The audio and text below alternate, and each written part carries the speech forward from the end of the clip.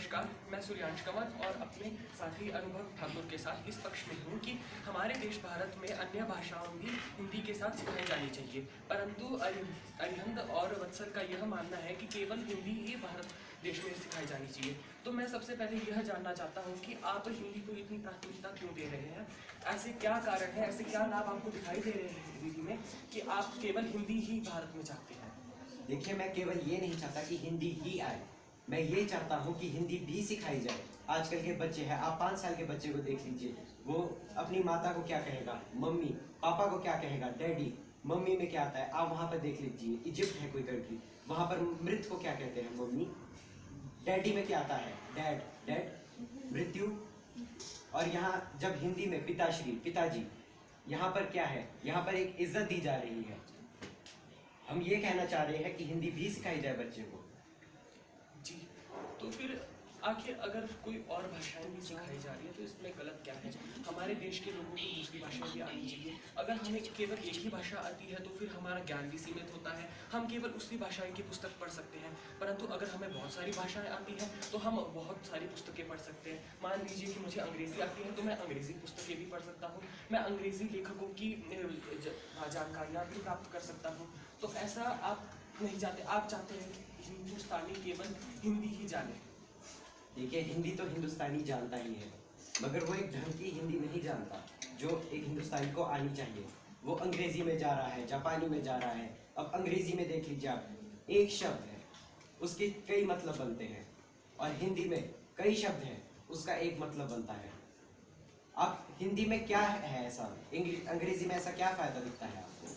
देखिए, सबसे पहली बात तो ये है कि हमारे पूरी दुनिया में सबसे ज़्यादा बोले जाने वाली जो भाषा है वो अंग्रेज़ी है। पूरे 125 करोड़ लोग अंग्रेज़ी भाषा बोलते हैं और उसके बाद आती है चाइनीज़, जिसको 1 करोड़ क्षमा चाहता हूँ, 1,20,000 लोग बोलते हैं, और उसके बाद हिंदी आती है। अंग्रेज़ी भाषा अधिकतर देशों में उसका प्रयोग किया जाता है, और जब कोई भारतीय अंग्रेज़ी बोलता है तो फिर सामने वाले लोगों को लगता है ये बहुत बड़ा विद्वान है, क्योंकि अपनी भाषा तो सबको आती है परंतु किसी और देश की भाषा आना बहुत मुश्किल होता है। इसी वजह से एक भारतीय जो अंग्रेज़ी जानता है उसको समझदार माना जाता है, और विदेशों में उसे काफ़ी बड़े पद पर नौकरियाँ दी जाती हैं। जैसे कि मैं आपको एक उदाहरण देना चाहता हूँ, गूगल के इस वक्त जो प्रमुख अधिकारी हैं वो है वो है सुंदर पिचाई, और वे जब भी गूगल का प्रचार अन्य देशों में करते हैं वह अंग्रेज़ी में करते हैं। तो फिर अंग्रेज़ी सीखना बहुत महत्वपूर्ण है, क्योंकि इससे हमारा देश बाकी देशों से जुड़ा रहता है। और दूसरी बात यह है कि अगर यदि भारतीय दूसरे देशों में जाके काम करता है तो इससे देशों के नाते अच्छे होते हैं। जैसे कि मैं आपको उदाहरण देना चाहता हूँ, कारगिल युद्ध के दौरान भारत का कोई भी साथी नहीं था सिवा यूएसएसआर के, परंतु पाकिस्तान के बहुत से साथी थे। भारत उस समय खतरे में आ गया था। परंतु अगर हम आज की बात करें तो फिर भारत के बहुत सारे मित्र हैं। जब भारत पाकिस्तान के युद्ध की बारी आई तो फिर बहुत सारे देश आगे आए और उन्होंने कहा कि हम भारत के साथ हैं, जिसकी वजह से पाकिस्तान और चीन डर गए और उन्होंने कुछ भी भारत के साथ गलत करने की कोशिश नहीं की। परंतु जो ज़्यादातर ग्रंथ है वो हिंदी में लिखे गए हैं। मुझे कोई एक ग्रंथ का नाम बता दीजिए जो अंग्रेजी में लिखा है। सबसे ज़्यादा ग्रंथ संस्कृत में लिखे गए हैं, हिंदी में क्षमा करिए।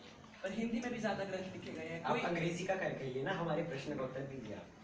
अंग्रेजी बहुत महत्वपूर्ण भाषा है, क्योंकि मानो अगर आपकी किसी बाहरी देश में नौकरी लग गई तो वहाँ आपकी हिंदी नहीं काम है, आपको अंग्रेजी आनी चाहिए। आपके साथ ही कह चुके हैं।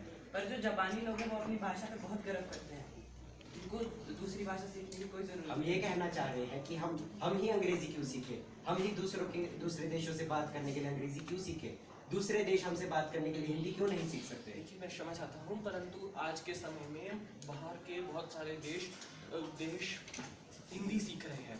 इसका एकमात्र कारण ये भी है कि पहले के ज़माने में जो भारतीय थे उनको बहुत अच्छी अंग्रेज़ी आती थी। भारतीयों को इतनी अच्छी अंग्रेज़ी आती थी कि अगर वो किसी सामने वाले अंग्रेज़ के सामने बोल पड़े अंग्रेज़ी तो फिर सामने वाला अंग्रेज़ भी डिक्शनरी खोल के देखेगा कि ये इतनी अच्छी अंग्रेज़ी इसको आती कैसे है। और हमारे देश के कई धर्मगुरु बाहर जाके हिंदी का प्रचार किया करते थे, तो फिर वो प्रचार हमें आगे जो रिजल्ट है वो हमें आज भी देखने को मिल रहे हैं। आज यूएसए जो कि एक बहुत ही शक्तिशाली देश है, बहुत विकसित देश है, और अंग्रेजी वहाँ पे बोली जाती है, वहाँ पे जगन्नाथ यात्रा निकाली जाती है।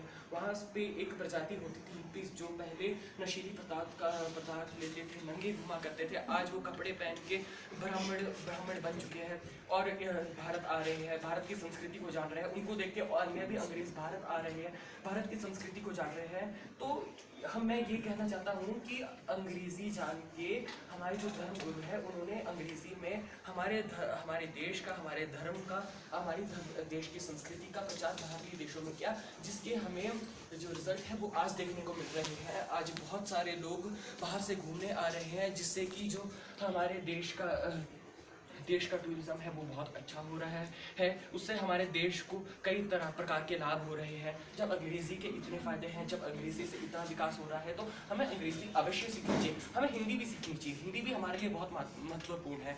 आज के ज़माने में हमारा देश अपनी हिंदी भाषा के लिए भी बहुत जाना जाता है। परंतु यहाँ पे मेरा प्रश्न ये आता है कि आप चाहते हैं कि पहले हिंदी को प्राथमिकता दी जाए, फिर अंग्रेज़ी को प्राथमिकता दी जाए। आखिर दोनों साथ में क्यों नहीं चल सकते हैं?